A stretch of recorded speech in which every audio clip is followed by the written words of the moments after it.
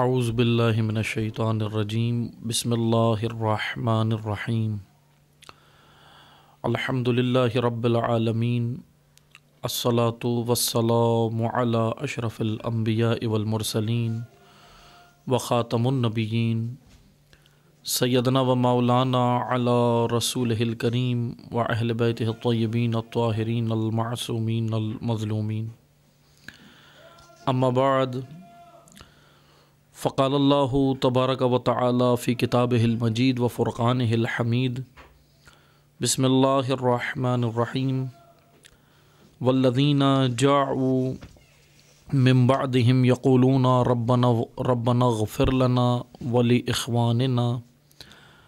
ولإخواننا الذین سبقونا بالایمان ولا تجعل فی قلوبنا غلا للذین آمنوا ربنا انک رؤوف الرحیم الم تر الی الذین نافقوا یقولون لاخوانہم الذین کفروا من اہل الکتاب لئن اخرجتم لنخرجن معکم ولا نطیع فیکم احدا ابدا وان قتلتم لننصرنکم واللہ یشہد انہم لکاذبون لئن اخرجوا لا یخرجون معہم ولئن قتلوا لا ینصرونہم ولئن نصروہم لیولن الادبار ثم لا ینصرون۔ صدق اللہ العلی العظیم۔ محترم سامعین کرام، السلام علیکم ورحمۃ اللہ وبرکاتہ۔ الحمدللہ اللہ تعالیٰ کا شکر ادا کرتے ہیں، بارگاہ الہی میں اس توفیق پر شکر ادا کرتے ہیں کہ اللہ تعالیٰ نے ہمیں توفیق عنایت فرمائی ہے کہ ہم آپ کی خدمت میں سورہ مبارکہ حشر کی تشریح و تفسیر طالب علمانہ آپ کی خدمت میں کر رہے ہیں۔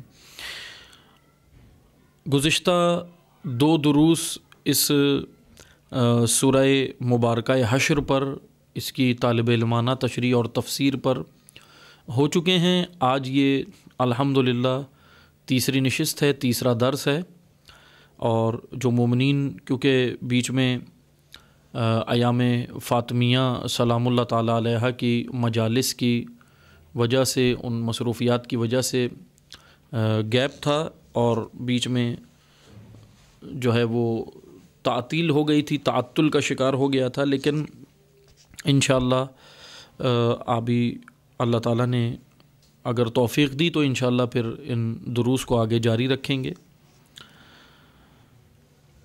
سورہ مبارکہ حشر قرآن مجید کا 59واں سورہ ہے، اور اس کے اوپر جو دو دروس پچھلے ہو چکے ہیں، میں اس کو تو دوبارہ ہم تکرار نہیں کرتے، لیکن اس کے اندر جو ہم نے موضوعات بیان کیے ہیں، بس ہم کوشش کرتے ہیں کہ مختصر سا آپ کی خدمت میں ان دو دروس کے موضوعات کو بیان کر کے تمہیداً، اور پھر انشاءاللہ آگے کی آیات پڑھتے ہیں، کیونکہ ہم نے ان دو دروس میں غالباً 9 آیات اس سورہ مبارکہ حشر کی جو ہے وہ ہم پڑھ چکے ہیں، اس کی تشریح و تفسیر کر چکے ہیں۔ آگے انشاءاللہ اس سے پہلے کہ ہم آئیں، میں اس سورہ کے حوالے سے چند چیزیں آپ مومنین کی خدمت میں عرض کرنا چاہوں گا کہ سورہ مبارکہ حشر قرآن مجید کا 59واں سورہ ہے، اور 24 آیات پر یہ سورہ مشتمل ہے۔ اس کی 24 آیات ہیں۔ اس سورہ کو حشر اس وجہ سے کہا جاتا ہے کیونکہ حشر کا لغوی معنی، کلی معنی، جمع ہونے کے معنی میں حشر کا جملہ استعمال کیا جاتا ہے عربی زبان میں۔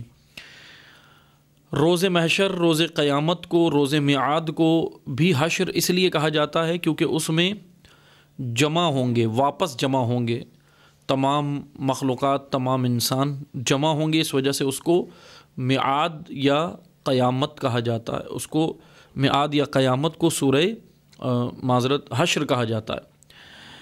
سورہ حشر اس کی نام پڑھنے کی وجہ، بنیادی وجہ یہ ہے کہ یہ اس کے اندر میدان کے اندر جو ہے مقابلے کے لیے مسلمان آئے اور یہود سے یہ جنگ ہوئی ہے. یہ ایک جنگ ہے جس کا تذکرہ اس سورہ کے اندر کیا گیا ہے. اس سورہ کے ہم اگر چند حصوں میں اگر تقسیم کرنا چاہیں کہ اس سورہ میں کیا کیا بیان ہوا ہے ان 24 آیات کے اندر، تو اس کو ہم 6 حصوں میں تقسیم کر سکتے ہیں. پہلا حصہ یہ کہہ لیں کہ اس کی جو پہلی آیت ہے، پہلے حصے میں جو پہلی آیت ہے وہ اس سورہ کا مثلا یہ کہہ لیں دباچہ ہے اور پروردگار کی تسبیح کے بارے میں گفتگو ہے، حمد الہی کے بارے میں گفتگو ہے. دوسرا حصہ یعنی 2 سے لے کے 10 تک کل 9 آیات جو ہیں یہ مسلمانوں کے مدینہ کے عہد شکن یہودیوں سے لڑائی کے بارے میں ہے. مسلمانوں کی مدینہ کے عہد شکن یہودیوں سے لڑائی کے بارے میں. پھر تیسرا حصہ آیت 11 سے 17 تک منافقین کے بارے میں ہے جو اس اقدام میں یہودیوں کے بالکل ساز باز تھے، یہودیوں کے ساتھ ساتھ تھے. یہ ان منافقین کے بارے میں. پھر چوتھا حصہ اس سورہ کا جو ہم اس کو چوتھے حصے میں تقسیم کر سکتے ہیں وہ چند آیات ہیں جو مندرجہ بالا جو واقعات اس میں ذکر ہوئے ہیں ان سے نتیجہ اخذ کرنے کے لیے ان آیات کو ہم کہہ سکتے ہیں. پانچواں حصہ اس میں ایک ہی آیت ہے جو غالباً مختصر سی ہے، وہ قرآن کی توصیف اور بلیغ کے بارے میں، قرآن مجید کی. اور چھٹا حصہ اس سورہ میں 22 سے 24 تک جو 3 آیات ہیں ان میں خداوند متعال کے اوصاف جلال و جمال اور اسماء حسنہ کا ذکر ہے، اسماء پروردگار عالم کا. کیونکہ اسماء اعظم جیسے ہم پڑھتے بھی ہیں اللہ تعالیٰ کے نام اسماء، تو ان کا بہرحال آخری حصے میں تذکرہ ہے. اور انشاءاللہ جب ہم آخری حصے میں پہنچیں گے تو ان آیات کے ان اسماء حسنہ کے بارے میں انشاءاللہ گفتگو کریں گے کہ یہ اسماء حسنہ اللہ تعالیٰ کی یہ کیوں ہیں، اور نام اللہ تعالیٰ کے یہ جو اسماء اعظم ذکر کیے جاتے ہیں، اتنے سارے نام ہیں، یہ کیوں، کیا وجہ ہے.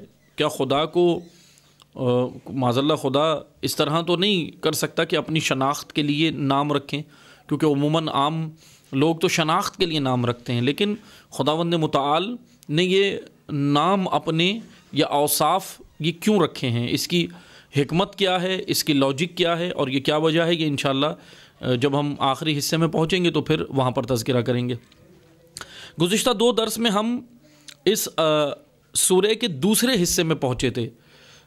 تقریباً ہم نے 9 سے 10 آیات تک پڑھ لی ہیں، اور اس میں مختصر سا صرف یہ ذکر کروں کیونکہ دوسرا حصہ جیسے میں نے عرض کیا کہ آیت نمبر 2 سے لے کر آیت نمبر 10 تک جو مدینہ کے عہد شکن یہودی تھے ان سے جنگ کے بارے میں اس میں بیان کیا گیا ہے. ان آیات کے اندر تقریباً 9 آیات کل یہ بنتی ہیں جس کے اندر اس جنگ کا تذکرہ ہے.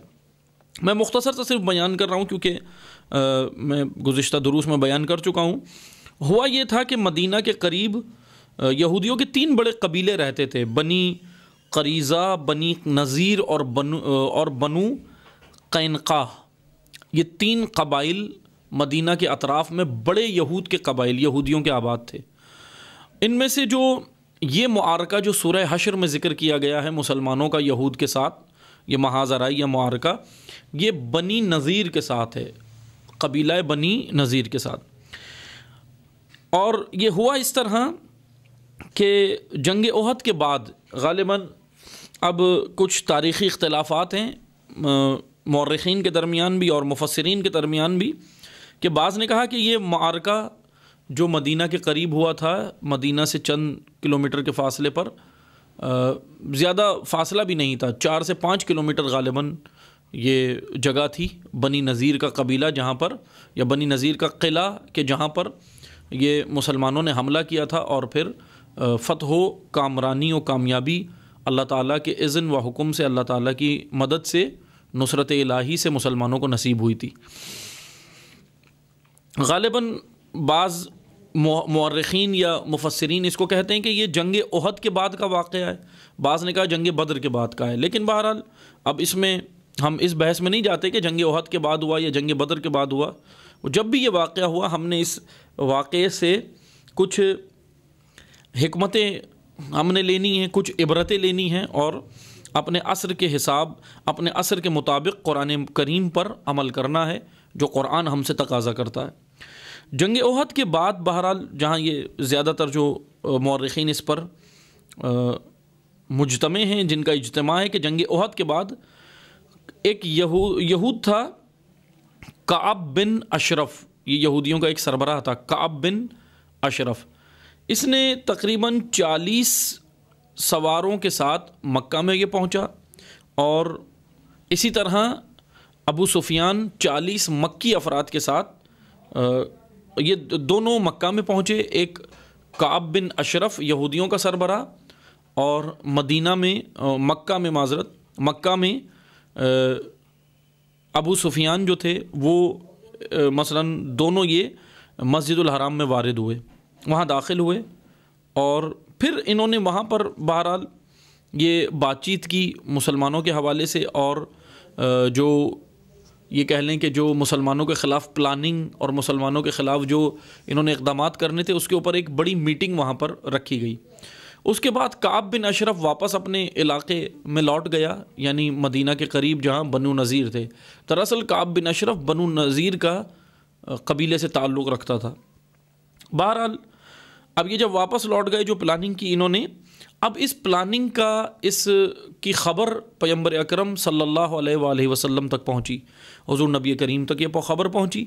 اب یہاں پر پیغمبر اکرم نے اپنے چند بزرگ اصحاب کو ساتھ لیا اور بنی نذیر کے پاس گئے، اور پیغمبر اکرم صلی اللہ علیہ وآلہ وسلم جس وجہ سے گئے تھے وہ بھی میں یہاں بتاتا چلوں کہ بنو عامر ایک قبیلہ تھا، اس کے 2 مقتدیوں کی دیت ادا کرنے گئے تھے، کیونکہ ایک صحابی رسول تھے عمر بن امیہ، ان کے ہاتھ یہ بنو عامر کے 2 افراد تھے جو قتل ہو گئے تھے ان کے ہاتھوں سے۔ اب یہاں پر پیغمبر اکرم نے اس وجہ کو جواز قرار دیا، اس وجہ کو بہانہ قرار دیا، اور بنی نذیر کے پاس گئے، اور بنی نذیر کے قبائل کے مثلا بنی نذیر کے پاس گئے اپنے چند بزرگ اصحاب کو لے کر، اور وجہ یہ رکھی آنے کی کہ ہم نے ان کی دیت ادا کرنی ہے 2 مقتدیوں کی۔ بہرحال وہ بھی تھا مرحلہ اور وہ بھی ادا کی، لیکن وہاں آنے کا ایک خاص مقصد پیغمبر اکرم کا یہ تھا کہ بنو نذیر کے جو حالات تھے ان کو قریب سے دیکھ سکیں، یہ ایک اہم ہدف پیغمبر اکرم کا تھا۔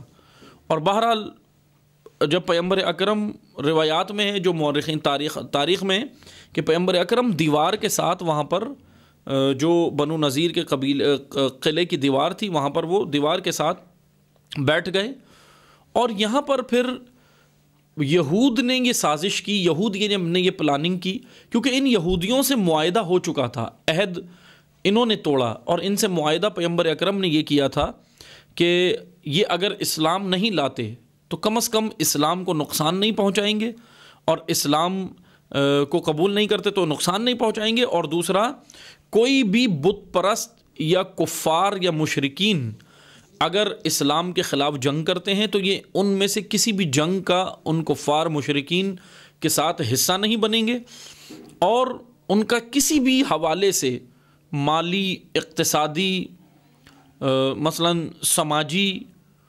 جنگی، عسکری، کسی بھی حوالے سے یہ ساتھ ان کا نہیں دیں گے، یہ معاہدہ ہو چکا تھا۔ لیکن یہود نے کجا کہ ان کو کفار کا کسی جنگ میں ساتھ دیتے یا مشرکین کا، انہوں نے خود یہ پلاننگ کی کہ پیغمبر اکرم کو قتل کر دیں، حضور نبی کریم کا قتل کیا جائے، اور انہوں نے باقاعدہ جیسے ہی پیغمبر اکرم بنو نذیر کے سے ملنے گئے چند بزرگ اصحاب کے ساتھ، اور بنو عامر کے 2 مقتدیوں کی جو مقتولین تھے ان کی دیت ادا کرنے جب گئے تو وہاں پر انہوں نے یہ پلاننگ کی کہ پیغمبر اکرم دیوار کے ساتھ بیٹھے ہوئے تھے، انہوں نے کہا کہ دیوار ہی ہم، یہود نے سازش کی کہ دیوار پیغمبر اکرم پر گرا دیتے ہیں اور ایسا موقع ہم ہاتھ سے جانے نہیں دیں گے، اور بہت اچھا موقع ہے، ہم قتل کر دیں تو اچھا ہے۔ لیکن اللہ تعالیٰ نے وحی کے ذریعے پیغمبر اکرم کو یہ پیغام دیا اور حضرت رسول اعظم صلی اللہ علیہ وسلم کو آگاہ کر دیا، اور پھر حضور وہاں سے دیوار کے ساتھ اٹھ کر واپس مدینہ آ گئے۔ اب دیگر جو اصحاب تھے وہ بھی پھر آئے ساتھ، اور لیکن پھر یہاں پر آ کر پیغمبر اکرم نے جیسے ہی مدینہ واپس آئے تو اب یہاں پر پیغمبر اکرم نے تیاری شروع کی اور مسلمانوں کو کہا کہ آپ اپنا لشکر تیار کریں اور ہم نے بنو نذیر پر حملہ کرنا ہے، ان کے قلعے پر حملہ کرنا ہے۔ یہ اس ساری بات کا، اس سارے واقعے کا لب لباب ہے جو ان آیات کے اندر ذکر کیا گیا، کہ آیت 2 سے لے کر آیت نمبر 10 تک ان آیات میں یہی ذکر کیا گیا ہے، یہ پوری جنگ کا ماجرا کہ کیا ہوا کیا نہیں ہوا۔ بہرحال اس میں یہ ذکر کیا گیا کہ کس طرح، میں آیات تو ساری نہیں پڑھتا لیکن میں بس چند ایک نکات پڑھ دیتا ہوں جو گزشتہ دروس سے مربوط ہیں۔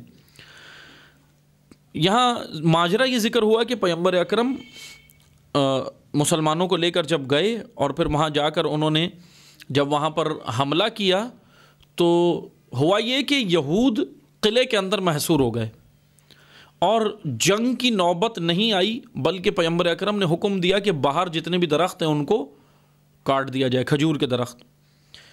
بہرحال اب وہ سارا ماجرا ہم ذکر کر چکے ہیں کہ کیوں درخت کاٹنے کا حکم دیا تھا، کیا تھا، اور پھر جب یہود نے اعتراض کیا تو سارا پھر اس کے بعد جو مال پیغمبر اکرم کے جو مال ہاتھ آیا اس کو مال فے، فقہ کی اصطلاح میں مال فے کہا جاتا ہے، مال غنیمت کا ایک قسم اور شاخ ہے، کیونکہ یہ مال غنیمت اس وجہ سے نہیں ہے کیونکہ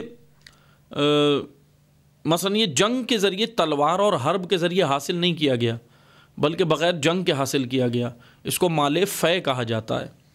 وما اف اللہ علی رسولہ منہم فما اوجفتم علیہ، کہ اللہ تعالیٰ نے کہا بھی کہ یہ جو تمہیں مال ملا ہے پھر اس کو یہ مال فے ہے۔ جب ہو گیا معاجرہ، مال فے عطا ہو گیا تو پھر اس کے بعد حکم دیا کہ یہ مال فے اللہ اور اس کے رسول کا ہے، اور پھر کس کو رسول اللہ دیں گے؟ وَلِذِي الْقُرْبَى وَالْيَتَامَى وَالْمَسَاكِينِ وَابْنِ السَّبِيلِ، یہ ان محتاجوں کو، یتیموں کو اور مساکین کو یہ مال عطا کیا جائے تاکہ یہ مال لی لا یکون دؤلۃ بین الاغنیاء منکم، تاکہ یہ مال اغنیاء کے درمیان میں نہ گھومتا رہے۔ وما اعطاکم الرسول فخذوہ وما نہاکم عنہ فانتہوا، رسول جس سے کہیں وہ جو عطا کریں وہ لے لیں اور جس سے وہ منع کریں آپ اس سے رک جائیں۔ واتقوا اللہ، خدا سے ڈریں، تقوی اختیار کریں۔ ان اللہ شدید العقاب، خدا سخت سزا دینے والا ہے۔ اور پھر اسی کا مال فے کو کس میں دینا ہے؟ للفقراء المہاجرین، اور جو ہجرت کر کے آئے ہیں مہاجرین، جو اپنے گھر بار اخرجوا من دیارہم و اموالہم، جو اپنے مال اور دیار، اپنے گھروں کو چھوڑ کر، اپنے اموال کو چھوڑ کر آئے ہیں، ان کو یہ عطا کیا جائے۔ بہرحال یہاں تک ہم نے پڑھا تھا یہ سارا سلسلہ کہ یہ مال عطا کریں، اور آیت نمبر 9 میں پڑھ دیتا ہوں کیونکہ 9 سے ہی پھر آگے ہم نے گفتگو کرنی ہے۔ والذین تبوؤا الدار والایمان من قبلہم، اور اس دیار میں قائم کیے ہوئے تھے کہ ان کے پہلے ایمان لائے، وہ محبت رکھتے ہیں ان سے جو ہجرت کر کے آئے ہیں۔ یہ اب انصار کا ذکر ہو رہا ہے کہ انہوں نے، انصار نے اپنے دروازے کھول دیے، انصار نے ان کو، مہاجرین کو جگہ دی، انصار کے قلوب اللہ تعالیٰ نے اس میں وہ وسعت عطا کی کہ ان کے اندر ایثار کا جذبہ اللہ تعالیٰ نے پیدا کیا، اور الحمدللہ انہوں نے مہاجرین کو قبول کیا، اپنے گھروں میں رکھا، جائے پناہ دی، سب کچھ دیا۔ اگرچہ یہ میں پہلے بھی عرض کر چکا ہوں کہ انصار کوئی بہت مالدار لوگ نہیں تھے، مال و ثروت والے نہیں تھے، کوئی ایسے لینڈ لارڈ نہیں تھے کہ جن کے پاس بہت زمینیں ہوں، جن کے پاس بہت مال و ثروت ہو۔ انصار خود فقر و فاقہ کی زندگی گزارتے تھے، انصار خود مالی طور پر بہت کمزور تھے، لیکن پھر بھی وہ ایسا نہیں تھا کہ اپنے مہاجر بھائیوں کو جو ہجرت کر کے آئے تھے ان کو تنہا چھوڑ دیں، بلکہ ان کو جگہ دی۔ ایک ہی گھر میں، اپنے ایک ہی گھر کے اندر اگر 2 حجرے تھے تو ایک حجرہ ان کو دے دیا اگر ضرورت کی، یا اگر ایک حجرہ تھا تو اسی میں پھر وہ آدھا آدھا بنا دیا، پارٹیشن کر دیا۔ یہ جذبہ ایمانی اللہ کے رسول نے ان میں پیدا کیا۔ اور پھر اللہ تعالیٰ کا کہنا ہے کہ ان کے اندر یہ سب، یہ ہجرت کر کے جو ہے، ان کے لیے ان کے قلوب بہت وسیع تھے اور انہوں نے یہ عطا کیا۔ وَمَن يُؤْقَ شُحَّ نَفْسِهِ فَأُولَٰئِكَ هُمُ الْمُفْلِحُونَ،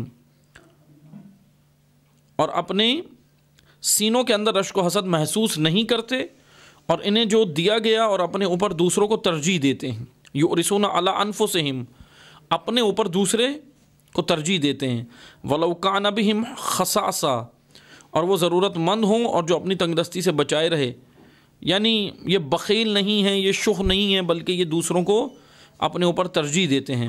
فَأُولَٰئِكَ هُمُ الْمُفْلِحُونَ، یہی فلاح پانے والے ہیں۔ اب یہاں پر اللہ تعالیٰ نے ثنا کی ہے، یہاں پر اللہ تعالیٰ نے منقبت کہی ہے، یہاں پر اللہ تعالیٰ نے انصار کی جو ہے وہ خوبیاں بیان کی کہ انہوں نے کس طرح اپنے مہاجر بھائیوں کا ساتھ دیا، اور مہاجرین کی بھی اللہ تعالیٰ نے خصوصیات بیان کی کہ یہ وہ ہیں جو اللہ کی خاطر اپنا سب کچھ چھوڑا ہے، گھر، اموال، کھیتی باڑیاں، بھیڑ بکریاں، سب کچھ اپنا مال و متاع اللہ کے دین کی خاطر چھوڑا ہے اور ہجرت کی۔ والذین جاؤ، اور جو ان کے بعد آئے، من بعدہم یقولون ربنا اغفر لنا ولا اخواننا الذین سبقونا بالایمان ولا تجعل فی قلوبنا غلا للذین۔ بہرحال یہاں پہ ایک دعا بھی ذکر ہو رہی کہ ربنا افرغ علینا لاخواننا، کہ یہ پروردگار سے مغفرت یہ مانگتے ہیں اور یہ کہتے ہیں کہ ان بھائیوں کے لیے جنہوں نے ہم پر ایمان پر سبقت کی، مہاجرین یعنی جو ایمان میں سبقت لے گئے، اب یہ کہتے ہیں کہ ہمارے وہ بھائی جو ہمارے ایمان پر سبقت لے گئے، وَلَا تَجْعَلْ فِي قُلُوبِنَا، سبقت کی اور ہمارے دل میں کینہ و عداوت نہ آنے دے، غِلَّ الَّذِينَ، اے پروردگارہ۔ اب یہ دعا ہے ان کی، مہاجرین انصار کی یہ دعا اللہ تعالیٰ نے ذکر کی کہ یہ وہ لوگ ہیں جو کہتے ہیں کہ ہمارے جو مہاجر بھائی، مہاجرین نے جو ہم ایمان لانے میں ہم پہ سبقت کی، اللہ تعالیٰ ان کے لیے ہمارے دلوں میں کینہ عداوت یہ برائیاں نہ آنے دے، یہ دعا مانگتے ہیں۔ آمنوا ربنا انک رؤوف الرحیم، اے ہمارے مالک تو یقیناً رؤوف و رحیم ہے پروردگار۔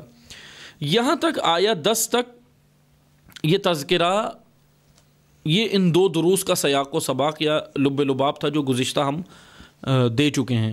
یہاں تک 10 آیات تک تذکرہ اس جنگ کا ہوا ہے، 10 آیات تک تذکرہ اس مال فے کا ہوا ہے، 10 آیات تک تذکرہ مہاجرین و انصار کے آپس میں روابط اور ایک دوسرے کے لیے وسعت قلبی، ایک دوسرے کے لیے بھائی چارگی، ایک دوسرے کے لیے صفات عالیہ، ہیومن ویلیوز، اقدار انسانی کا ذکر ہو رہا ہے، کیونکہ اگر ایثار کا جذبہ نہ ہوتا، اگر یہ ہیومن ویلیو اقدار انسانی نہ ہوتی تو یہ یقیناً اپنے مہاجر بھائیوں کی مدد نہ کرتے، اور ان مہاجرین میں یہ جذبہ تھا کہ انہوں نے اللہ کے دین کے لیے اپنا سب کچھ چھوڑ دیا۔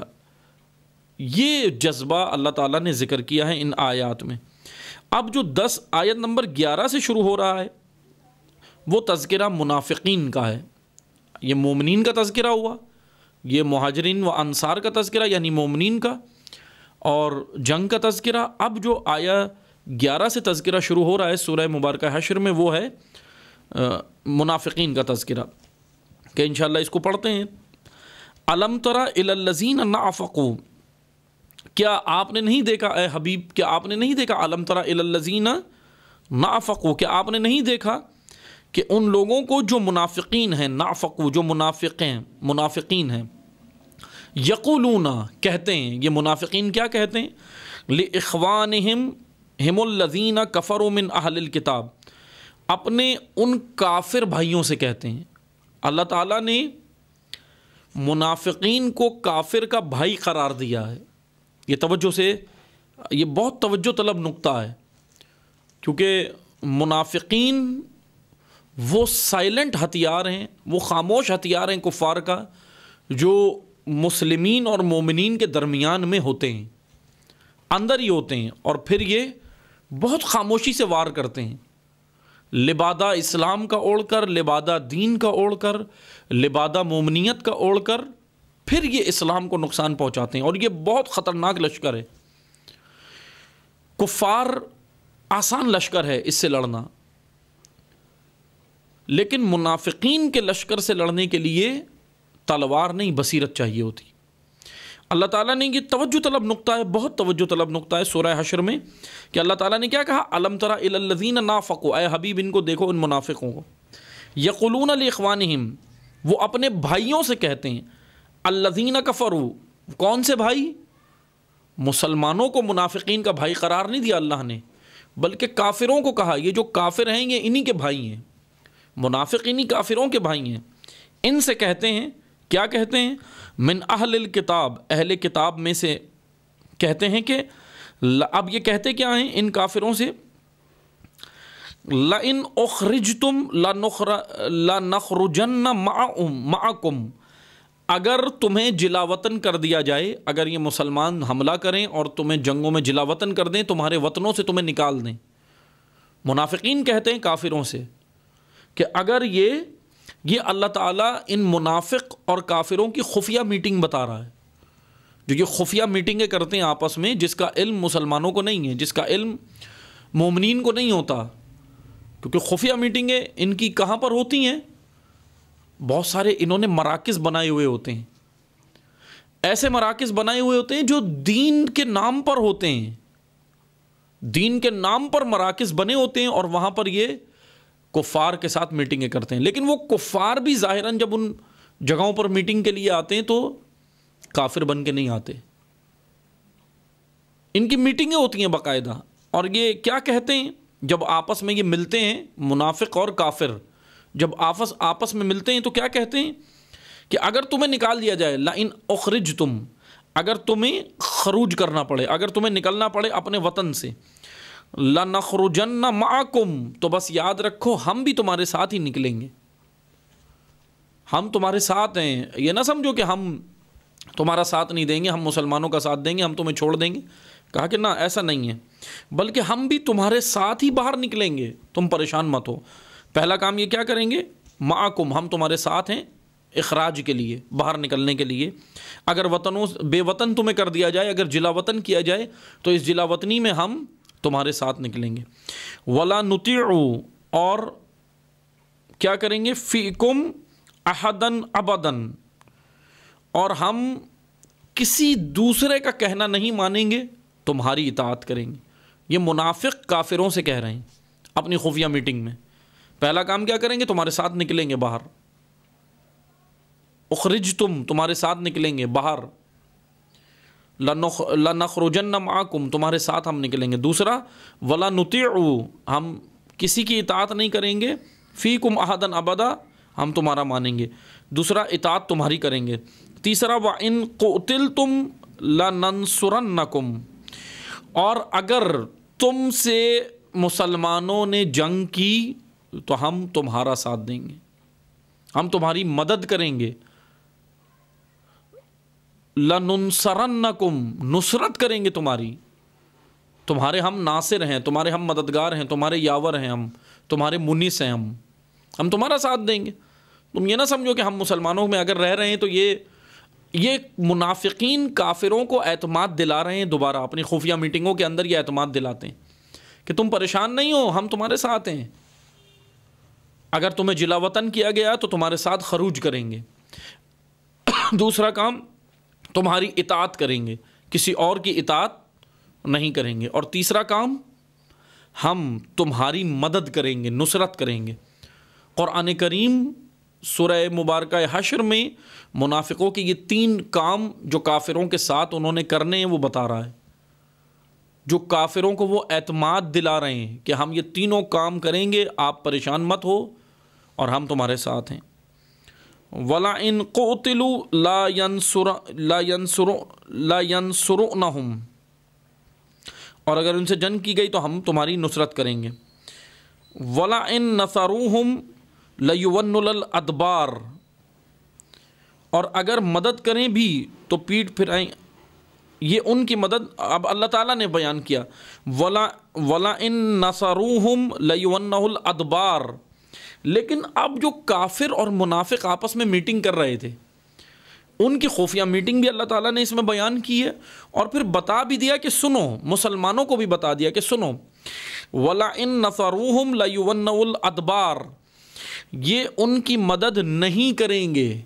یہ منافقین وہ ہیں جو کہہ تو رہے ہیں کافروں کو کہ ہم تمہارے ساتھ خروج بھی کریں گے، ہم تمہارے ساتھ تمہاری اطاعت بھی کریں گے، ہم تمہاری مدد بھی کریں گے، نصرت بھی کریں گے. لیکن اللہ تعالیٰ کیا کہہ رہا ہے کہ ان کی کسی بھی بات پر اعتبار نہیں ہے. یہ جو کہہ رہے ہیں وہ نہیں کریں گے، کیونکہ اگر جو کہتے وہ کرتے تو یہ منافق نہ ہوتے. منافق کی ایک سب سے بڑی علامت ہی یہی ہے کہ وہ جو کہتا ہے وہ کرتا نہیں ہے. اس کے بالکل اپوزٹ کرتا ہے، اس کے بالکل الٹ کرتا ہے۔ خداوند متعال نے اسی آیت میں آیا 12 میں بیان کر دیا کہ وَلَا إِن نَصَرُوهُمْ لَيُوَنُّوا الْأَدْبَارَ، کہ یہ ان کی مدد نہیں کریں گے، صرف یہ کہہ رہے ہیں، اور اگر نصرت کا وقت آیا تو یہ کافروں سے پیٹ پھرا کے بھاگیں گے۔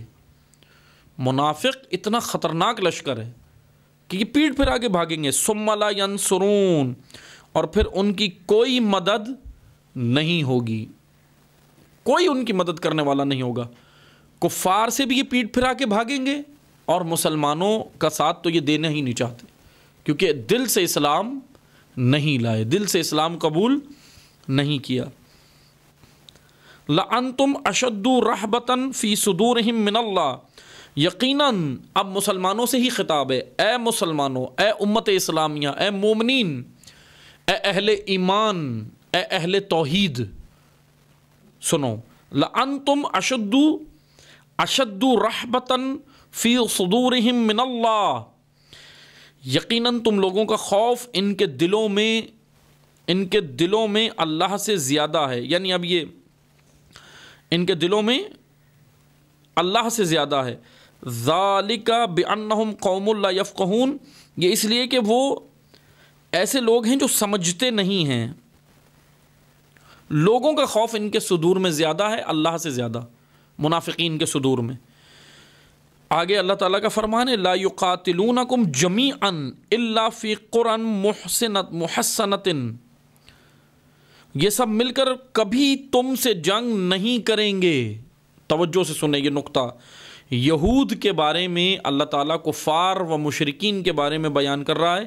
اے مسلمانوں توجہ کرو، یہ کبھی بھی تم سے جنگ نہیں کریں گے، الا فی قرى محصنۃ او من وراء جدر، مگر ایسی بستیوں میں جو قلعہ بند ہو یا دیواروں کے پیچھے سے ان کا یا دیواروں کے پیچھے سے، یعنی یہ محسنہ، حسن، ہا صاد نون، حسن قبیلے کو کہتے ہیں، حسن قبیلہ ہے، یہ تم سے جنگ نہیں کریں گے مگر ایسے قلعوں کے پیچھے یا دیواروں کے پیچھے بند ہو کر وار کرتے ہیں، یہ سامنے کھل کر مدد کے لیے جنگ کے لیے میدان میں یہود نہیں آتے۔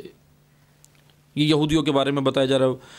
بعثہم بینہم شدید، بلکہ اللہ تعالیٰ نے ان کی اندرونی حالت، توجہ کرے امت اسلامیہ، توجہ سے سنیں، آج اسرائیل، یہود، نصارہ، زیونسٹ، آج ان کی جو گیدڑ بھپکیاں ہیں وہ کیا دے رہے ہیں کہ ہم حملہ کریں گے۔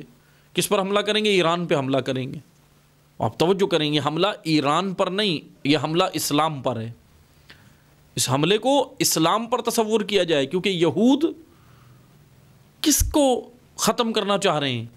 اسلام کے خلاف وہ میدان میں ہے۔ امت اسلامیہ توجہ کرے، لیکن اللہ تعالیٰ ان کی اندرونی حالات، ان کی جو اندر انٹرنل ایشوز ہیں وہ تک خداوند متعال نے سورہ حشر میں بیان کی کہ ان کی اندرونی حالت اور کیفیت اور ان کی سائیکی اور ان کی نفسیات یہ ہے کہ یہ تو اول تو یہ میدان میں کھل کر آتے نہیں ہیں، پہلی ان کی علامت یہود کی۔ دوسری کیا ہے کہ پھر یہ دوسری علامت ان کی یہ ہے کہ اول تو یہ کھل کے میدان میں نہیں آتے، اور پھر دوسری علامت ان کی یہ ہے کہ یہ مثلا قلعوں کے اندر محصور ہو کر جنگ کرتے تھے۔ یہ ہو رہا ہے، تاریخ میں یہ رہا ہے، یعنی انہوں نے سہارا حصن کا لیا ہے، قلعوں کا لیا ہے، دیواروں کا لیا ہے، کسی بھی طرح سے انہوں نے سہارے لیے ہیں۔ بعثہم بینہم شدید، اور پھر کیونکہ ان کے خود آپس میں اب یہ انٹرنل ان کے اندر جو مسئلہ ہے، انٹرنل ایشو ان کا، وہ اللہ تعالیٰ بیان کر رہا ہے کہ ان کے خود آپس میں ہی شدید اختلافات ہیں۔ بعثہم بینہم شدید، یہ آپس میں بھی ان کی بنتی اندر نہیں ہے، شدید اختلاف ہے۔ تحسبہم جمیعا، تم انہیں سب اکٹھا دیکھتے ہو، وقلوبہم شتیٰ، حالانکہ ان کے دل الگ الگ ہیں۔ آج امریکہ، اسرائیل، برطانیہ، یورپ، تمام شیطانی طاقتیں، اگرچہ آپ ان کو اکٹھا دیکھتے ہو، ایک ٹیبل پر بیٹھتے ہیں، کانفرنسز کرتے ہیں، سیمینارز کرتے ہیں، ایک جگہ بیٹھ کے یہ سب کچھ کرتے ہیں، لیکن قرآن کریم کیا کہہ رہا ہے؟ یہ ایک جگہ تو بیٹھتے ہیں لیکن آپس میں بھی یہ ایک نہیں ہے. تجسبہم، ان کے اجسام جمع ہیں، جمیعاً یہ اجسام جمع ہیں، وقلوبہم شتیٰ، ان کے قلوب آپس میں ملتے نہیں ہیں، الگ الگ ہیں. بِأَنَّهُمْ قَوْمٌ لَا يَعْقِلُونَ، یہ اس وجہ سے کہ وہ عقل سے کام نہیں لیتے، عقل سے کام نہیں لیتے. كَمَثَلِ الَّذِينَ فِي مِن قُلُوبِهِم مِن قَبْلِهِمْ قَرِيبًا ذَاقُوا وَبَالَ أَمْرِهِمْ وَلَهُمْ عَذَابٌ أَلِيمٌ، جیسے وہ ان کے لیے پہلے تھے، ابھی ماضی میں قریب میں ان کے کرتوتوں کا خمیازہ بھگتنا ہے، اور ان کے لیے عذاب علیم ہے. توجہ کریں، میں ان آیات کا اب آپ کی خدمت میں خلاصتاً تشریح کر رہا ہوں. اللہ تعالیٰ نے آیا 11 سے جو مطلب شروع ہوا وہ یہ تھا کہ اللہ تعالیٰ نے ان کا بیان کیا کہ یہ منافق کافروں کے بھائی ہیں، منافقین کا تذکرہ کیا. اور یہ منافقین کیا کرتے ہیں؟ مسلمانوں کے درمیان موجود ہیں اور یہ کفار کا ساتھ دینے کی ٹھانتے ہیں، باتیں کرتے ہیں، لیکن ان کا بھی ساتھ دینے کے لیے تیار نہیں ہیں. منافقین ایک طبقہ یہاں پر ذکر ہوا، کفار یہ دوسرا طبقہ. کفار کے اندر اہل کتاب یہود وہ ذکر ہوئے، اور اس سے پہلے کی آیات میں مومنین کا طبقہ ذکر ہوا، مہاجرین و انصار. کچھ ان آیات میں سیاق و سباق اس طرح ہیں، یا ان آیات کا لب لباب اس طرح ہیں کہ خداوند متعال ان آیات میں مسلمانوں کا مورال بھی بلند کر رہا ہے، ان کو حوصلہ بھی دے رہا ہے. اللہ تعالیٰ ان کا ایمان تازہ کر رہا ہے کہ دیکھو یہ جو آپس میں یہ جو میٹنگیں کرتے ہیں، اول تو یہ ایک دوسرے سے ہی مخلص نہیں ہیں. ایک طبقہ منافقین ہے، منافقین ان کا ساتھ نہیں دیں گے. یہ کہہ رہے ہیں کہ ہم تمہارے ساتھ خروج بھی کریں گے، ہم تمہارے ساتھ تمہاری اطاعت کریں گے، کسی اور کی نہیں کریں گے، اور ہم تمہاری نصرت بھی کریں گے. لیکن حالانکہ اللہ تعالیٰ نے کیا کہا؟ علی الاعلان کہا کہ یہ ان کا کہنا، یہ ساتھ دینے والے نہیں ہیں، یہ جھوٹے ہیں. یہ سب واللہ یشہد انکم لکاذبون، اللہ گواہ ہے کہ انہم لکاذبون، یہ سب جھوٹے ہیں، یہ ایک دوسرے کا ساتھ نہیں دیں گے. یہ اگر ساتھ بھی نکلے تب بھی ایک دوسرے کے سے یہ مخلص نہیں ہیں. عزیزان محترم، منافق وہ گروہ ہے کہ جس کے بارے میں اللہ تعالیٰ نے قرآن کریم میں بہت سخت آیات بیان کی ہیں، بہت زیادہ تذکرہ منافقین کا کیا ہے، کیونکہ منافقین وہ لشکر ہے جو اندر سے مسلمانوں کو کھا رہے ہیں. منافقین کے لیے اللہ تعالیٰ نے ایک عذاب ہے جو میں یہاں پر ذکر کروں، عذاب علیم. عذاب علیم آیا 15 میں اللہ تعالیٰ نے سورہ حشر میں یہاں بھی ذکر کیا جو کفار کے لیے ہے، اور ایک یہی عذاب علیم منافقین کے بارے میں بھی ذکر کیا. عذاب علیم کافر و منافقین دونوں کے بارے میں کیوں ہے؟ اس وجہ سے کہ ان دونوں کی حالت، قلبی حالت یکجاں ہے، ایک سی حالت ہے. اور اس وجہ سے عذاب علیم کی ایک یہ کہہ لیں کہ ایک عذاب علیم جو وہاں پر انہیں ملنا ہے، آخرت میں ملنا ہے، اس عالم میں ملنا ہے، وہ ایک الگ ہے. لیکن ایک عذاب علیم کی ایک شاخ یا عذاب علیم کا ایک جز جو انہیں اس دنیا میں ملنا ہے، اس کے لیے اصطلاح میں ایک جملہ استعمال کیا جاتا ہے عذاب علیم کی، یعنی یہ کہہ لیں کہ عذاب علیم کا وہ عذاب یا وہ نقطہ جو ان کو دنیا میں ملنا ہے، کیونکہ بہت سارے عذاب ایسے ہیں جو دنیا میں ملتے ہیں. ہم بہرحال یہ بھی ایک موضوع ہے کہ فلسفہ عذاب یا شناخت عذاب کی شناخت کہ عذاب ہوتا کیا ہے. عذاب علیم کا ہم تذکرہ کرتے ہیں کہ عذاب علیم کی اندر ہی ایک اصطلاح استعمال کی جاتی ہے جو علماء و مفسرین جو اہل علم حضرات بیان کرتے ہیں. اس اصطلاح کو کہتے ہیں استصلاح. استصلاح صلاح سے ہے، اصلاح سے ہے جملہ، اصلاح سے استصلاح. استصلاح ایک قسم کا عذاب ہے. یعنی پہلے میں الفاظ کی وضاحت کر دوں. اصلاح عربی میں آپ سب جانتے ہیں، اصلاح کسے کہتے ہیں؟ امور کو صحیح کرنے کو. منافقین اور کفار دنیا میں ایک خاص قسم کے عذاب میں پڑے ہوتے ہیں، اور اس عذاب کا نام ہے استصلاح. اور یہ عذاب اللہ منافقین اور کفار پر مسلمانوں کے ہاتھوں سے ڈلواتا ہے، مسلمانوں کے امور سے ڈلواتا ہے۔ کیسے؟ کسی معاشرے کے اندر اگر آپ معاشرے کی اصلاح کریں، کسی سوسائٹی کو اگر آپ دین اسلام اور خدا سے جوڑیں، اس سوسائٹی کو اگر آپ الہی قوانین پر استوار کریں، لوگوں کی اصلاح کریں، لوگوں کو خیانتوں سے، خباثتوں سے، ان بے راہ روی سے لوگوں کو اگر نکالیں اور راہ راست پر لائیں، الہی قوانین پر لائیں، اللہ کے نظام کا پابند بنائیں، تو یہ کام کرنے سے مومنین کے دل خوش ہوتے ہیں۔ لیکن کچھ دل ہیں جو یہ کام کرنے سے کڑتے ہیں، کڑنا سمجھتے ہیں نا، کڑتے ہیں، یعنی ان کو جلن ہوتی ہے، پریشان ہوتے ہیں، وہ چاہتے ہیں کہ یہ کام نہ ہو۔ ہیں بعض لوگ ایسے جو اچھے کاموں کو چاہتے نہیں ہیں کہ معاشرے کے اندر پھیلیں۔ اب کام کیا ہو رہا ہے؟ اصلاح ہو رہی ہے، معاشرے کی اصلاح ہو رہی ہے۔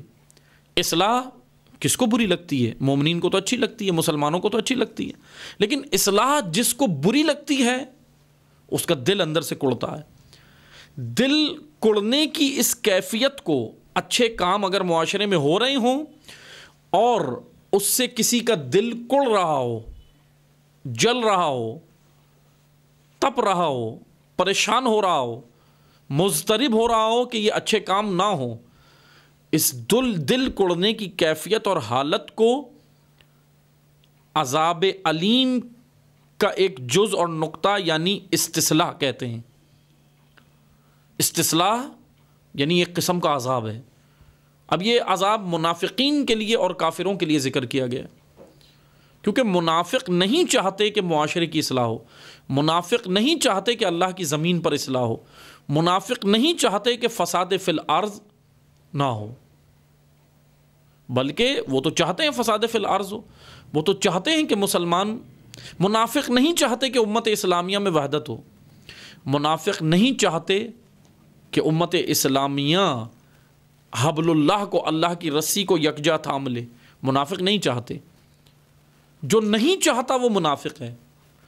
قرآن کہہ رہا ہے کیونکہ زمین خدا پر اصلاح فی الارض کرنا مومنین کا کام ہے، مسلمین کا کام ہے، اللہ کے بندوں کا کام ہے، لیکن یہ اصلاح فی الارض اگر ہو رہی ہو اور جس کا دل کڑ رہا ہو اس کو منافق کہتے ہیں، اس کو کہتے ہیں کہ یہ فساد فی الارض چاہتا ہے، اور منافق نہیں چاہتا کہ اصلاح ہو۔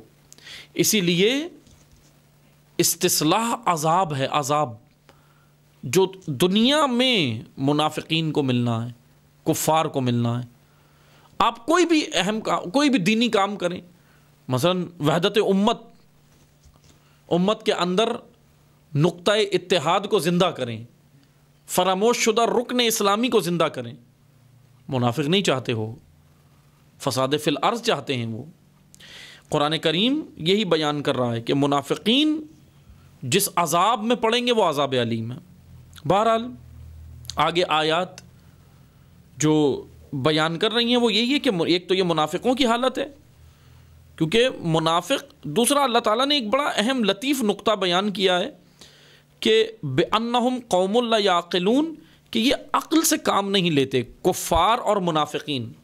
اب سوال یہ بنتا ہے کہ ہمیں عاقل تو بہت سارے نظر آتے ہیں، ہم دیکھتے ہیں کہ جی اس نے عقل کو استعمال کیا۔ کفار آج کے معاشرے میں اگر ہم دیکھیں تو کفار تو زیادہ عاقل نظر آتے ہیں، لیکن عقل کا یہ نقطہ ہمیں سمجھنے کی ضرورت ہے۔ عقل چالاکی کو نہیں کہتے۔ ایک شخص نے حضرت امام جعفر صادق علیہ الصلوۃ والسلام سے سوال بھی کیا کہ مولا یہ بتائیں، آپ کہتے ہیں عقل وہ ہے جس سے اللہ کی بندگی کیا جائے، عقل وہ ہے جس سے اللہ کے قانون کا پابند ہوا جائے، عقل وہ ہے جو ہمیں قانون الہی کے اندر لے کر آتی ہے، لیکن امیر شام کے پاس کیا ہے؟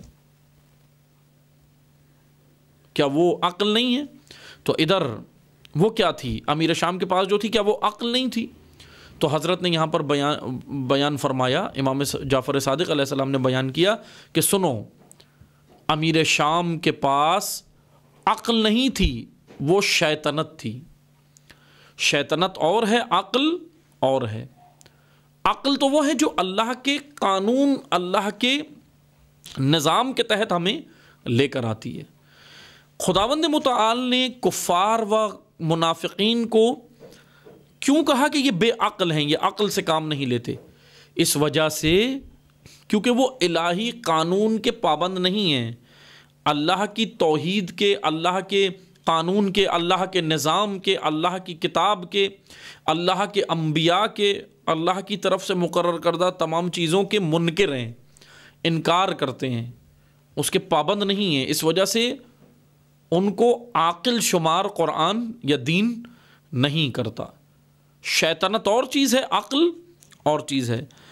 اسی لیے عاقل قرآن یا دین عاقل مومنین کو کہتا ہے، جو خدا پر ایمان رکھتے ہیں اور خدا کے مقرر کردہ ایمان کے آئین کے پابند ہوتے ہیں. یہ ایک ان آیات کے اندر ایک تشریح طلب نقطہ تھا. دوسرا یہ کہ اللہ تعالیٰ نے مسلمانوں کا ایک مورال بلند کیا ہے، بیان کیا ہے کہ سنو اے امت اسلامیہ، آپ جب بھی یہود کے مقابل آؤ گے تو پہلا یہ ہے کہ یہ یہود اول تو تم سے مقابلے کے لیے تیار نہیں ہوتے، لیکن جب یہ تیار ہوں گے تو کیا کریں گے؟ یہ میدانوں میں کھل کے تم سے نہیں لڑیں گے. یہ کیا کریں گے؟ فی قرن محسنت، یہ حسن کا سہارا لیں گے، یہ قلعوں کا سہارا لیں گے، یہ مورچہ بندی کا سہارا لیں گے. یہ بہادر نہیں ہیں، یہ خوف زدہ ہیں، کیونکہ اللہ نے تم مومنین اور مسلمین کا رعب ان کے دلوں پر ڈالا ہے. یہ اللہ تعالیٰ کا احسان ہے کہ اس نے یہ رعب مسلمانوں کا کفار اور یہود اور ان کے دلوں پر ڈال دیا ہے. میں آپ کو ایک مثال دیتا ہوں، یہ آیت گواہ ہے، یہ آیت واقعاً، ان آیات کے اوپر اگر ہم ایمان لائیں تو واقعاً بہت کچھ ہو سکتا ہے. میں آپ کو ایک مثال دیتا ہوں نا، جیتی جاگتی مثال ہے. 2006 33 روزہ اسرائیل اور حزب اللہ کی جنگ. 2006 33 روز کے اندر ایک طرف دنیا کی تمام بڑی طاقت تھی، وہ اسرائیل ایک بڑی طاقت، ٹیکنالوجی اس کے پاس، اسلحہ اس کے پاس، جنگی ساز و سامان جدید ترین اس کے پاس. لیکن یہاں 33 روزہ جنگ میں حزب اللہ نے، اللہ کے لشکر نے شکست دے دی. یہ سب کیسے ہوا؟ یہ اللہ کے اس لطف کا نتیجہ ہے جو اللہ نے مسلمانوں کے اوپر اور خصوصاً راہ خدا میں نکلنے والے مجاہدین پر کیا ہے. راہ خدا میں یہ 33 روزہ جنگ میں آپ دیکھیں، میں آپ کو مثال دیتا ہوں، اگر اللہ پر ایمان لا کر نکلا جائے، اگر اللہ پر ایمان لا کر مقابلہ کیا جائے تو کفار و یہود و نصارہ کچھ نہیں بگاڑ سکتے. اب یہی مثال ہے، آج سے پیچھے چلے جائیں، جب اسرائیل کا ناپاک وجود اس روئے زمین پر زبردستی ٹھونسا گیا تو اس وقت عرب ممالک نے مل کر حملہ کیا، لیکن آپس میں اتحاد نہیں تھا، آپس میں ایک دوسرے سے ہم آہنگ نہیں تھے، سازش کا شکار ہو گئے. اور ہوا یہ کہ وہ جنگ واپس پلٹ گئی. 8 یا 10 عرب ملکوں نے مل کے حملہ کیا، لیکن ایک اسرائیل سے شکست کھا گئے. کیوں؟ کیونکہ اللہ پر ایمان یا نہیں تھا، یا آپس میں اتحاد نہیں تھا، یا آپس میں وحدت نہیں تھی. بہت سارے مسائل تھے، بہرحال وہ بہت سارے ایشوز ہیں جو اس کے اوپر تجزیہ کیا جا سکتا ہے، لیکن وہ الگ، وہ بہرحال مختصر یہ کہ اللہ پر ایمان. لیکن اب ادھر آئیں، واپس آئیں. اب 2006 میں پورا عرب مل کر حملہ نہیں کر رہے، یا کوئی ایک ملک، عرب ملک نہیں لڑ رہا، بلکہ عرب کے ایک ملک کا ایک چھوٹا سا گروہ ایک عالمی طاقت سے لڑ رہا ہے اور یہاں پر شکست دے دیتا ہے. 33 روز کے اندر شکست دے دیتا ہے حزب اللہ اسرائیل کو. کیا وجہ ہے؟ اللہ پر ایمان، اللہ پر ایمان. یہ ہے وہ وجہ. عزیزان محترم، قرآن کریم ان آیات کو بہرحال بیان کر رہا ہے، اور عذاب علیم کا تذکرہ کیا، یہ کفار کے لیے اور منافقین کے لیے، اور اہم نقطہ یہ کہ منافقین کافروں کے بھائی ہیں۔ آگے آیت ہے کمثل الشیطان اذ قال للانسان، جیسے اللہ تعالیٰ نے اب مثال دی شیطان کی، اذ قال للانسان، اس نے آدمی سے کہا کہ کافر ہو جاؤ، انسان اکفر، اس نے آدمی سے کہا انسان، جیسے مثال لیں شیطان کی کہ اس نے انسان سے کہا کہ تم کافر ہو جاؤ، فلما کفر قال انی، اور جب وہ کافر ہو گیا، قال انی بریء منک انی، جب وہ کافر ہو گیا تو کہا کہ میں تجھ سے بے تعلق ہوں۔ یعنی اللہ تعالیٰ نے یہ منافقوں کو بیان کیا ہے کہ اے کافروں، اے مسلمانوں، دونوں سن لو، یہ منافق کسی کے نہیں ہیں، یہ منافق اتنا خطرناک ہتھیار ہیں، اتنے خطرناک گروہ ہے جو کسی کا نہیں ہے، یہ درمیانی راستہ ہے، نہ یہ کافر ہے نہ مسلمان ہے، بلکہ یہ منافق ہے۔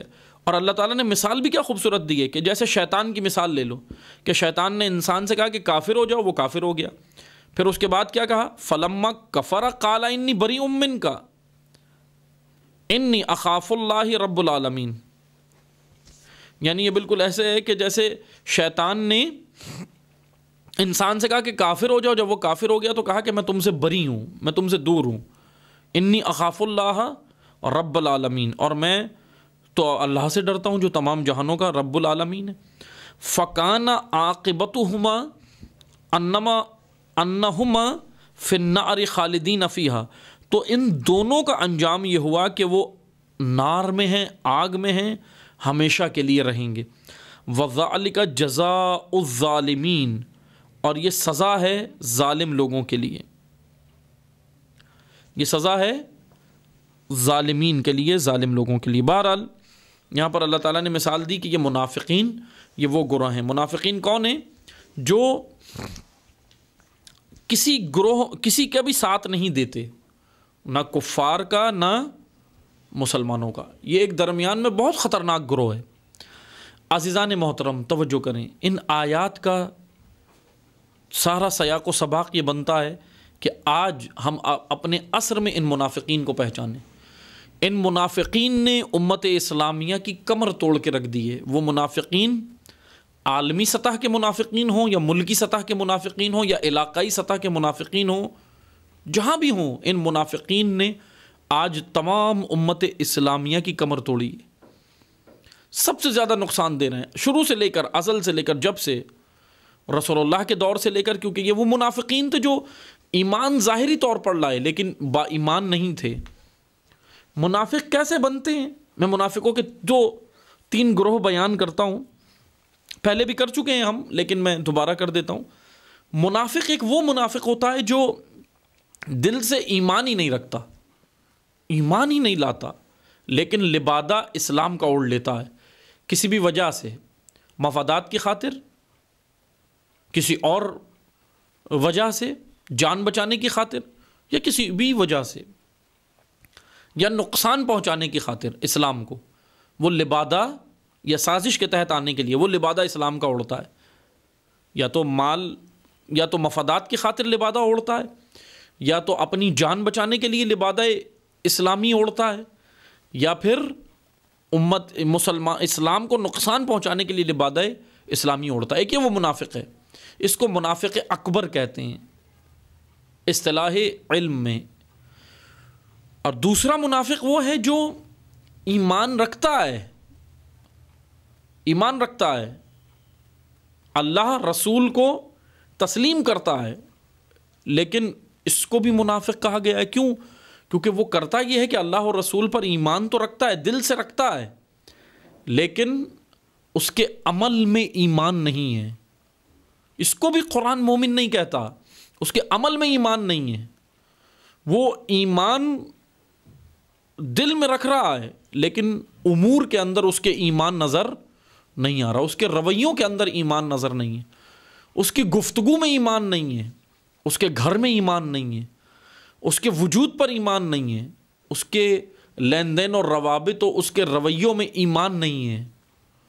قرآن اس کو بھی مومن نہیں کہتا، بلکہ ایک شخص نے جب امیر المومنین علی ابن ابی طالب علیہ السلام سے سوال کیا کہ مولا یہ بتائیں اسلام کیا ہے، کہا کہ آج میں تجھے اسلام کی وہ تعریف بیان کروں گا جو تو نے آج سے پہلے سنی ہی نہیں ہوگی، اور وہ ہے پھر بیان یہ کہ سن، اسلام دل سے ایمان، زبان سے اقرار اور اعضاء و جوارح سے عمل کا نام اسلام ہے۔ 3 مراحل میں اسلام مکمل ہوتا ہے، 3 مراحل، دل سے ایمان، زبان سے اقرار اور اعضاء و جوارح سے عمل، یہ 3 مراحل میں اسلام مکمل ہوتا ہے۔ یہ ہے مکمل اسلام، جو دل سے اقرار، دل سے ایمان اور زبان سے اقرار تک بھی محدود رہ گیا، ابھی بھی وہ حقیقی مسلمان یا حقیقی مومن ابھی نہیں بنا۔ عزیزان محترم، یہ منافقین، یہ وہ گروہ ہے جو کسی کا نہیں ہے۔ بس توجہ کریں، منافقین سے لڑنے کے لیے بصیرت چاہیے، بصیرت۔ آج یہ منافقین مسلمانوں کے تمام فرقوں میں بھی موجود ہیں، اندر موجود ہیں، چاہے وہ تشیع کے اندر ہوں، چاہے وہ تسنن کے اندر ہوں، اہل سنت کے اندر بھی موجود ہیں، اہل تشیع کے اندر بھی موجود ہیں منافقین۔ لباس دونوں نے شیعہ سنی کا اوڑا ہوا ہے، وہ سنیوں کے اندر جو منافقین ہیں انہوں نے سنیوں کا لبادہ اوڑا، شیعوں کے اندر جو ہے انہوں نے تشیع کا لبادہ اوڑا ہے۔ لیکن ہمیں یہ سمجھنے کی ضرورت، بصیرت کی ضرورت ہے، اور ان کا باقاعدہ ہدف ہے یہ لشکر، کیونکہ کفار، ایک یہود کی پلاننگ یہ ہے کہ وہ کسی بھی دور میں، یہود کی ایک یہ خوبی کہہ لیں، میں اس کو خوبی ہی کہوں گا کہ یہود کی ایک خوبی یہ ہے کہ وہ کسی بھی دور میں، کسی بھی عصر میں اسلام کے خلاف سازش کیے بغیر سکون سے نہیں بیٹھتے، کرتے ہیں، وہ باقاعدہ پلاننگ کرتے چلے آ رہے ہیں، کرتے رہے ہیں، نقصان پہنچانے کی پلاننگ ہے۔ لیکن ایک مشکل ہمارے ساتھ ہے کہ ہم خود اسلام کے لیے، اسلام کے احیاء کے لیے، اسلام کی سربلندی کے لیے ہم امور میں سستی دکھاتے ہیں، کاہلی دکھاتے ہیں، ہم کام نہیں کرتے، لیکن یہود کوئی سستی نہیں دکھاتے، ایک پری پلاننگ کے ساتھ باقاعدہ کام کر رہے ہیں، اور بہت کافی حد تک کامیاب بھی ہوئے ہیں اپنی پلاننگز کے اندر۔ لیکن قرآن کریم پر اگر ہم ایمان رکھیں، ان آیات الہیہ پر اگر ہم اعتبار رکھیں، ایمان رکھیں، تو اللہ تعالیٰ کا کہنا ہے کہ اگر تم آتے ہو میدان میں، اگر تم ان کے خلاف کمر بستہ ہو جاتے ہو، آ جاتے ہو، اور اگر تم ان کے لیے خلاف کھڑے ہو کر اقدامات کرتے ہو، تو خدا کا وعدہ ہے، خدا تمہیں کامیابی و نصرت عطا کرے گا۔ بہرحال یہ آیت نمبر 17 تک آج ہم نے دوسرا حصہ کہہ لیں، یا اس سورہ کا تقریباً یہ تیسرا حصہ ہم پڑھ چکے ہیں۔ آیت نمبر 11 سے 17 تک جو منافقین کے اقدام کے بارے میں تھی، یہودیوں کے سے جو ساز باز تھے۔ اب انشاءاللہ ان آیات کا چوتھا اور پانچواں حصہ پڑھیں گے کہ کیا ہے، قرآن کی توصیف ہے، اور آخری حصہ پھر اللہ تعالیٰ کی اسماء حسنہ کے عنوان سے، کہ انشاءاللہ پھر اس کو ہم بعد میں آئندہ درس میں بیان کریں گے اللہ تعالیٰ کی توفیق سے۔ آج کے لیے اتنا ہی، انشاءاللہ باقی ہم اگلے درس میں بیان کریں گے۔ والسلام علیکم ورحمۃ اللہ وبرکاتہ۔